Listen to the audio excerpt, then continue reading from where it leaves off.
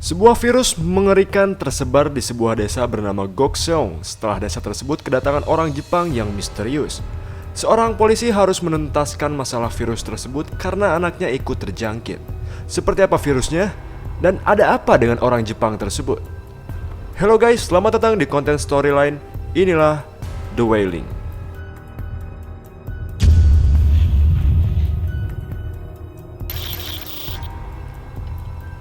Scene dibuka di malam hari di desa Gokseong memperlihatkan seorang polisi yang hidup bersama istri, mertua, dan anak perempuan satu-satunya. Polisi tersebut bernama Jonggu. Jonggu harus berangkat kerja dini hari karena ada satu kasus yang terjadi di kota tersebut. Singkat cerita, ia tiba di TKP dengan kondisi TKP yang sangat ramai. Ia memeriksa apa yang terjadi di rumah TKP tersebut. Ia melihat seseorang pemuda dengan kondisi yang mengerikan seperti zombie terdiam di teras depan. Sementara di dalam ada sepasang mayat suami istri dengan penuh darah di seisi ruangan. Ternyata ini adalah ulah orang yang terlihat seperti zombie tadi. Karena mendapat kabar bahwa salah satu mayat di dalam itu diseret dari tempat lain, Jonggu dan rekannya serta beberapa detektif pun pergi ke tempat tersebut. Tiba di sana, mereka memeriksanya dan lagi-lagi tempat tersebut berantakan dengan dipenuhi darah. Ada hal penting yang menjadi kunci yang harus kita ingat pada film ini, yaitu sebuah bunga atau tanaman yang tergantung dan terlihat seperti layu, namun daun-daunnya seakan menyerupai bentuk tengkorak. Ini akan menjadi kunci di ending film ini. Singkat cerita, scene menunjukkan seorang lelaki yang sedang berburu di tengah hutan. Ia hendak membawa seekor babi hasil buruannya. Lalu ia terjatuh dan menggelinding sampai ia tak sadarkan diri. Saat ia bangun, ia melihat seorang lelaki tua dengan kondisi hanya memakai celana dalam seperti tuyul yang sedang memakan hewan mentah-mentah. Tiba-tiba lelaki tua ini melihat ke arahnya, lalu lelaki yang tadi terjatuh pun sembunyi. Namun saat ia hendak melihat lagi, lelaki tua itu muncul di balik batu dengan mata merah dan hendak memangsanya. Dan ini adalah cerita dari rekannya Jonggu yang bernama Sungbok. Menurut Sungbok, cerita lelaki tua tersebut adalah cerita yang sekarang dipercayai oleh masyarakat di desa Gokseong karena mereka meyakini ada yang tidak beres dari pria tua itu, di mana kasus-kasus di desa tersebut terjadi setelah datangnya pria tua ini yang merupakan orang Jepang yang menjadi warga baru di desa tersebut. Lalu tiba-tiba di tempat kerjanya Jonggu dan Sungbok mati listrik. Lalu mereka dikagetkan dengan seorang wanita yang bertelanjang berada tepat di jendela kantor mereka. Namun saat mereka mengecek, wanita itu tiba-tiba hilang. Keesokan harinya memperlihatkan Jonggu yang sedang bermimpi buruk lalu terbangun. Singkat cerita, Jonggu mengantar anaknya yang bernama Hyujin yang ingin membeli mainan. Hyujin membeli sebuah jepit rambut berwarna merah muda bermotif bunga. Ini saya jelaskan karena jepit ini pun akan menjadi kunci di ending film ini nanti. Hari itu, Jonggu menghabiskan waktu bersama anaknya. Pada malam harinya, Jonggu mendatangi lagi sebuah tempat yang telah terbakar. Tempat ini merupakan lokasi pembunuhan baru. Terdapat satu orang wanita dengan kondisi yang mengerikan. Kondisinya ini sama persis seperti pemuda di kasus sebelumnya yang terlihat seperti zombie. Di sini bedanya, wanita itu mengamuk gak jelas. Lalu pada saat para polisi membawa mayat dari tempat tersebut, mayat itu terbangun memegang Jonggu dan mengamuk kepada Jonggu sampai Jonggu ketakutan. Namun akhirnya berhasil diamankan. Tiba-tiba Jonggu di sana melihat seorang lelaki Jepang yang sempat diceritakan oleh Sungbok dan pria Jepang itu pun menatap kepada Jonggu. Mereka pun selesai di sana. Jonggu yang masih kaget dengan kejadian tadi, ia dijenguk oleh Hyujin anaknya di kantornya. Anaknya terlihat sangat ramah kepada rekannya Jonggu. Ia pun memberikan makanan serta baju ganti untuk ayahnya lalu ia pulang. Keesokan harinya, seseorang menemukan wanita tergantung di sebuah pohon. Wanita tersebut merupakan wanita yang terlihat seperti zombie yang mengamuk di tempat yang terbakar. Lalu Jonggu menghampiri sebuah rumah makan di mana di sana ada temannya yang bernama Yonggu. Yonggu menyuruh Jonggu untuk menceritakan tentang lelaki Jepang, di mana menurutnya lelaki Jepang itu pernah akan memperkosa seorang wanita di sebuah sungai. Dan wanita itu adalah wanita yang mengamuk di rumah yang terbakar, di mana itu adalah rumah milik wanita tersebut. Dan ia pun menambahkan, sejak bertemu pria Jepang tersebut, wanita itu jadi aneh, telanjang kemana-mana, badannya dipenuhi bintil bernanah, serta suka ingin menerkam jika melihat seseorang. Dan ini sontak membuat Jonggu heran, karena ciri-ciri itu semua dia alami.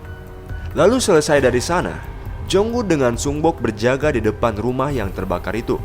Jonggu mulai meyakini cerita tentang orang Jepang itu. Namun Sungbok ternyata malah sebaliknya. Dia menceritakan orang Jepang itu, namun dia sendiri tidak percaya bualan tersebut. Tiba-tiba di sekitar mereka ada seorang wanita misterius dengan pakaian putih berjas hijau. Dengan aneh melempari mereka dengan batu. Lalu saat Sungbok pergi, meninggalkan Jonggu dan wanita misterius itu semakin mendekati Jonggu. Dan wanita itu mengatakan bahwa wanita pemilik rumah itu adalah pelakunya.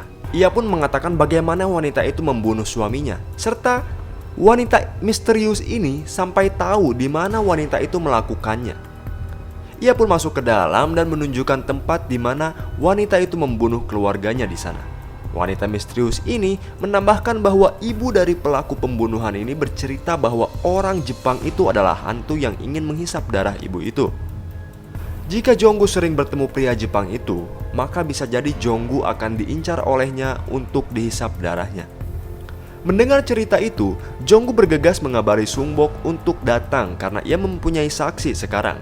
Namun selesai menelpon, tiba-tiba wanita itu hilang.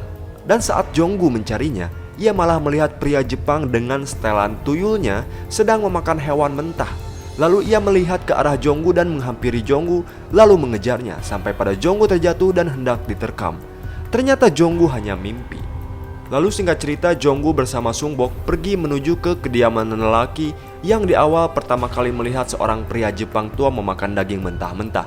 Namun mereka hanya mendengar cerita saja dari orang tersebut tanpa adanya bukti. Akhirnya, Jonggu membawa lelaki tersebut menuju ke tempat di mana ia melihat pria Jepang tersebut. Singkat cerita, mereka tiba di sana dan lelaki itu menunjukkan di mana pria Jepang itu memakan hewan. Dan memang di sana ada bekas hewan mati. Namun mereka harus terganggu dengan tiba-tibanya turun hujan. Dan lelaki itu seperti ketakutan serta enggan untuk mengantar Jonggu dengan Sungbok ke sana. Sampai akhirnya ada sedikit tarik-menarik. Lelaki itu terjatuh dan tiba-tiba saat ia bangun hendak pergi, lelaki itu tersambar petir. Ia pun dilarikan ke rumah sakit. Lalu di rumah sakit, Jonggu memeriksa ke satu ruangan yang sangat ramai, di mana ternyata di sana ada seorang lelaki yang mengamuk dengan kondisi yang mengerikan. Lelaki ini adalah lelaki yang di awal ia temukan di TKP pertama. Dengan badan penuh bintil-bintil bernanah, ia mengamuk di sana sampai akhirnya ia mati secara misterius. Singkat cerita, Jonggu pulang. Di malam hari ia melihat Hyujin, anaknya, mengamuk sambil tertidur. Jonggu mencoba menyadarkan anaknya. Hyujin sangat ketakutan karena menurutnya ada orang yang terus menggedor dan mencoba masuk. Orang tersebut merupakan pria Jepang menurut Hyujin. Keesokan harinya, di pagi hari, Jonggu mendapati Hyujin sedang makan dengan lahap namun terlihat tidak normal. Lalu mertuanya mengajak Jonggu keluar mengatakan bahwa ada yang tidak beres nih dengan Hyujin. Dan jika bertambah parah, mertuanya sudah menyiapkan seorang cenayang atau dukun yang bagus yang bisa menolong Hyujin. Lalu Jonggu pun pergi. Ia menemui Sungbok dengan keponakannya yang sedang melakukan pendidikan pendeta. Sungbok memperkenalkan lelaki ini kepada Jonggu. Lelaki ini pun bisa berbahasa Jepang sedikitnya. Pria tersebut bernama Yisam. Akhirnya Jonggu dengan Sungbok membawa Yisam menuju kediaman pria Jepang. Setibanya di sana, mereka tidak menemukan pria Jepang tersebut. Dan akhirnya mereka memeriksa ke seluruh ruangan di tempat itu. Jonggu melihat ruangan yang dipenuhi lilin dengan tulang kepala hewan. Ini seperti tempat ritual. Sementara Sungbok menemukan ruangan dengan dipenuhi foto-foto. Di luar, Yisam diserang oleh anjing hitam yang sepertinya milik pria Jepang itu. Yisam pun dibantu oleh Jonggu. Kembali ke dalam, Sungbok menemukan foto-foto dari orang yang mati di desa itu. Foto pemuda di TKP pertama, sampai foto wanita yang gantung diri di depan rumah yang terbakar. Lalu ia pun menemukan sebuah sepatu. Tiba-tiba di luar, anjing penjaga itu lepas dan menyerang Jonggu serta Yisam.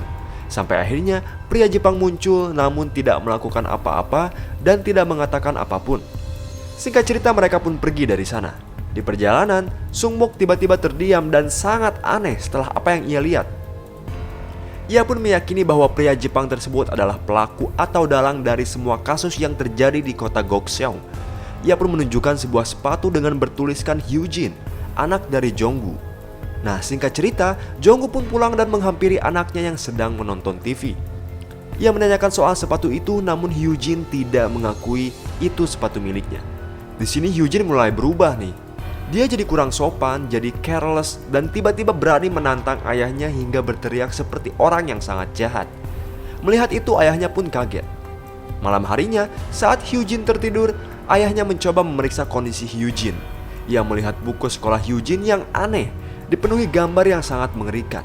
Serta saat ia mencoba melihat kondisi fisik Hyujin, ia menemukan bintil bernanah di pahanya.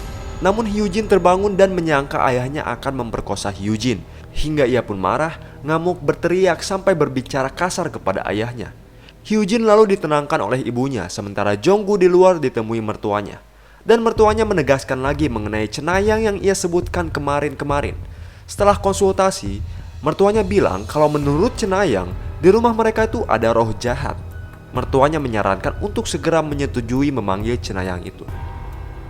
Esok paginya, Jonggu bersama Yisam pergi kembali ke rumah orang Jepang. Setibanya di sana, Jonggu melihat ke tempat di mana Sungbok menemukan ruangan yang dipenuhi foto-foto korban dan calon korban.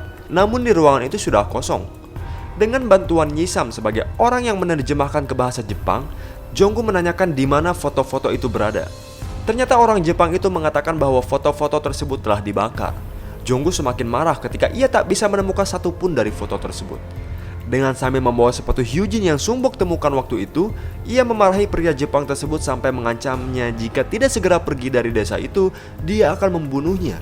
Namun pria Jepang itu tidak menjawab sepatah kata pun, tidak juga mengangguk atau menggelengkan kepala.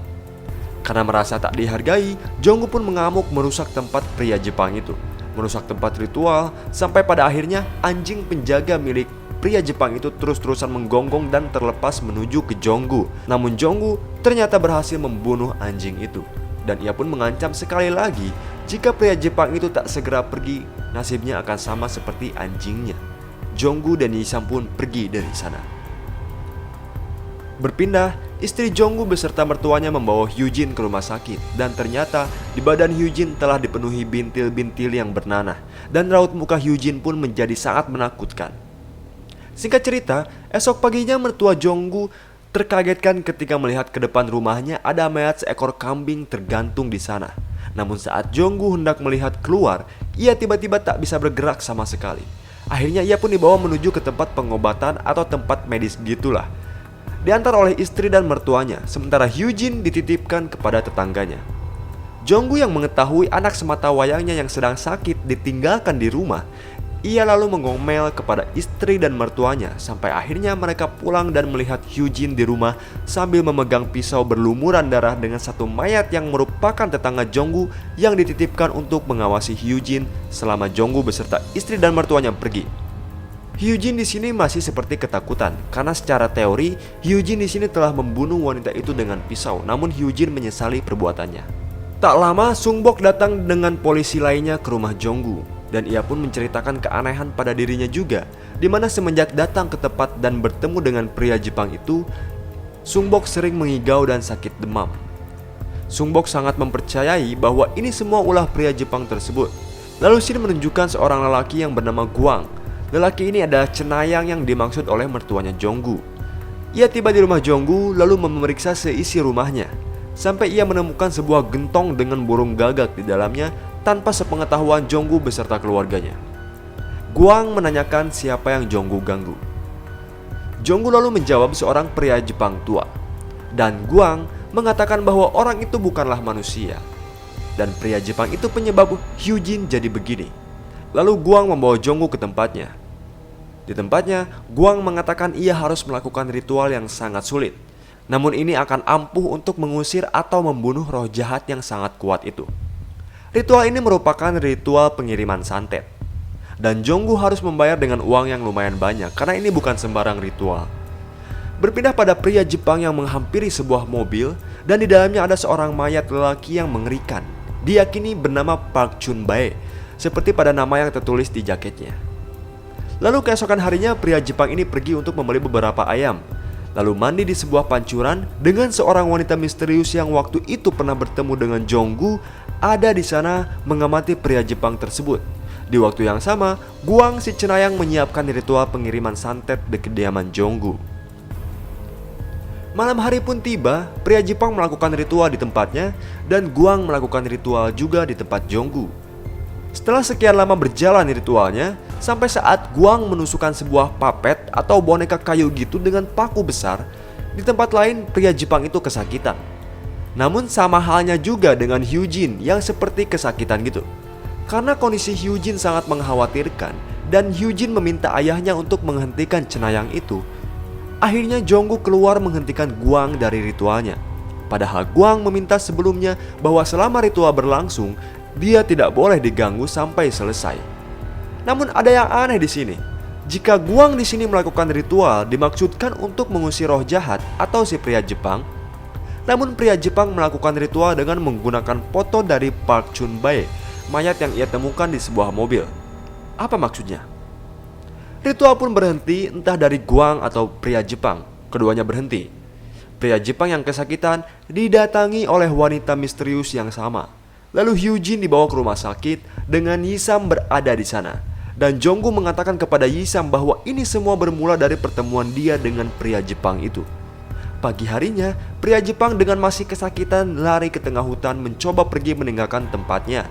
Di waktu yang sama, Jonggu menghampiri Yonggu beserta temannya yang lain. Jonggu mengajak mereka untuk menghabisi pria Jepang itu karena kondisinya udah sangat parah untuk Hyujin. Akhirnya, mereka pun pergi ke sana bersama dengan Yisam ikut bersamanya. Setibanya di sana, Jonggu dengan yang lainnya tak menemukan pria Jepang itu. Namun mereka menemukan mayat Park Chun-bae yang hidup namun seperti zombie nih, sangat mengerikan. Park Chun-bae ini langsung menyerang Jonggu dan yang lainnya. Dia menyerang seperti ingin menghisap darah. Namun sayang, saat Yisam mencoba menghentikan mereka, Yisam malah terkena gigitan di pipinya. Dan mereka pun mencoba sebisa mungkin menghentikan Park Chun-bae. Namun tiba-tiba Park Chun-bae berhenti dan mati secara sendirinya. Lalu salah satu dari mereka melihat pria Jepang di tengah hutan. Akhirnya mereka pun mengejar pria Jepang tersebut. Sampai terhenti di satu bukit yang tinggi, mereka kehilangan jejak pria itu. Di sini pria Jepang berhasil melarikan diri dengan ketakutan dan kondisi yang masih kesakitan. Namun aksi pria Jepang ini sampai saat itu terus diikuti oleh wanita misterius yang sama. Hujan pun turun, Jonggu dan teman lainnya pulang. Di perjalanan mereka dikagetkan dengan seseorang yang terjun dari sebuah bukit menghantam kaca mobil mereka. Setelah dilihat keluar, ternyata itu adalah si pria Jepang. Mereka bingung, akhirnya mereka membuang pria Jepang itu ke jurang. Dan mereka meyakini bahwa pria Jepang telah mati. Dengan wanita misterius memperlihatkan apa yang terjadi di sana. Lalu Jonggu pergi ke rumah sakit melihat kondisi anaknya yang sekarang telah membaik dan sepertinya sudah hilang dari pengaruh roh jahat. Jonggu pun tak kuasa menahan bahagianya. Lalu malam harinya, Yisam menuju ke kediaman pamannya alias Sungbok, di mana ia menemukan Sungbok telah seperti korban lainnya yang menyerupai zombie. Berarti kasusnya masih berlanjut meskipun si pria Jepang tadi telah mati, atau pria Jepang tadi sebenarnya belum mati. Sungbok telah membunuh semua keluarganya. Melihat itu, Yisam seperti menyimpan dendam kepada pria Jepang karena ia mulai meyakini bahwa ini semua ulah pria Jepang itu. Lalu di tempat lain, Guang tiba di Gongseok hendak menuju ke kediaman Jonggu. Namun darah tiba-tiba keluar dengan sangat banyak dari hidungnya saat ia bertemu wanita misterius yang benar-benar masih misterius siapa dia sebenarnya. Wanita misterius itu akhirnya mengusir Guang dan Guang pun pergi dengan sangat ketakutan. Guang lalu tiba di kediamannya mencoba melakukan ritual kecil. Namun entah apa maksudnya, tapi di sini Guang seperti sangat kaget dan terheran-heran. Serta dia dikagetkan dengan munculnya seekor gagak yang terluka di kediamannya. Tak lama setelah itu, Jonggu pergi ke tempat Guang namun ia menemukan tempatnya kosong beserta isinya. Ternyata Guang telah pergi membawa barang-barangnya. Hingga di perjalanan, Guang seperti diganggu oleh serangkaian burung. Namun saat ia keluar tak menemukan satu burung pun di sekitarnya. Guang lalu kembali lagi ke mobilnya dan pergi, lalu ia menelpon Jonggu. Ia menyuruh Jonggu untuk pulang. Guang mengatakan bahwa ia telah salah menerawang kejadian Hyujin. Ternyata iblis yang sesungguhnya adalah wanita misterius yang berada di dekat rumah Gongju, bukanlah orang Jepang itu. Dan orang Jepang itu hanyalah cenayang yang ingin membunuh wanita itu agar desa Gongseok terbebas dari sihir wanita itu. Jonggu menyadari wanita yang dimaksud adalah wanita muda yang pernah ia temui di depan TKP rumah terbakar. Ia lalu pulang ke rumahnya. Di tempat lain, Yisam yang telah menyimpan dendam kepada pria Jepang itu, ia pergi mencoba menelusuri mencari jejak untuk menemukan pria Jepang. Sampai ia tertuju pada satu goa.